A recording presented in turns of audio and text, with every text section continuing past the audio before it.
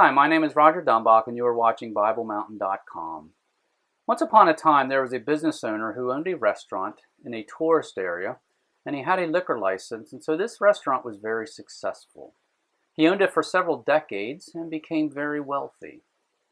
After several decades of running this restaurant, he decided to sell it and retire, so he put the restaurant on the market, and eventually a buyer came along who expressed some interest.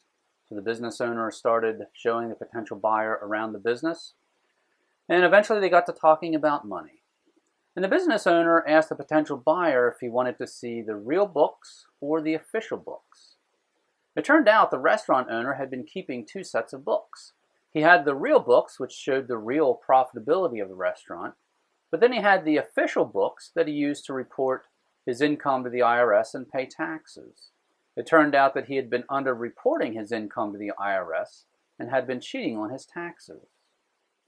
Well, it also turned out the potential buyer was an undercover IRS agent.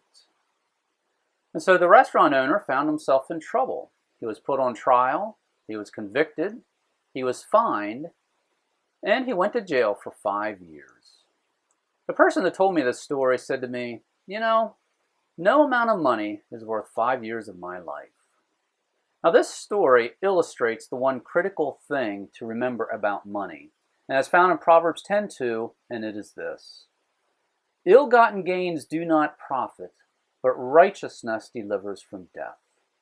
Notice the contrast in this proverb. You have the contrast between the ill-gotten gains and righteousness, and you have the contrast between the fact that the ill-gotten gains do not profit, whereas righteousness delivers from death. Now think of it this way: ill-gotten gains do not profit us here on earth because, as the business owner found out, you might get caught. And the business owner had spent all those years accruing these ill-gotten gains, but then through fines and everything and back taxes, he lost all of those ill-gotten gains. And furthermore, he went to jail for 5 years. Furthermore, even if he had been able to keep those ill-gotten gains, you can't take money with you when you die, and so it didn't benefit him after life here on earth. Now contrast that with righteousness. Righteousness benefits us here on earth. Righteousness also benefits us after we die. And righteousness is something that cannot be taken away from us. And so again, Proverbs 10:2 tells us a critical thing to remember about money is that ill-gotten gains do not profit, but righteousness delivers from death. Now, what does this look like in our society? Well, as we mentioned, taxes is an area where there's a lot of temptation to pursue ill-gotten gains. Also, crime. That's what the mafia does. They spend their time pursuing ill-gotten gains. And any sort of criminal enterprise would be that. And again, the risk of all that is you might get caught and lose everything that you have accrued, lose many years of your life in jail, and once again, it's something that you can't take with you when you die. And then also, even in a legal, legitimate business, there's opportunity to rip people off.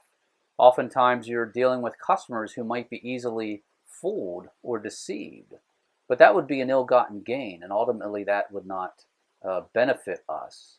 And so once again, the one critical thing to remember about money is ill-gotten gains do not profit, but righteousness delivers from death.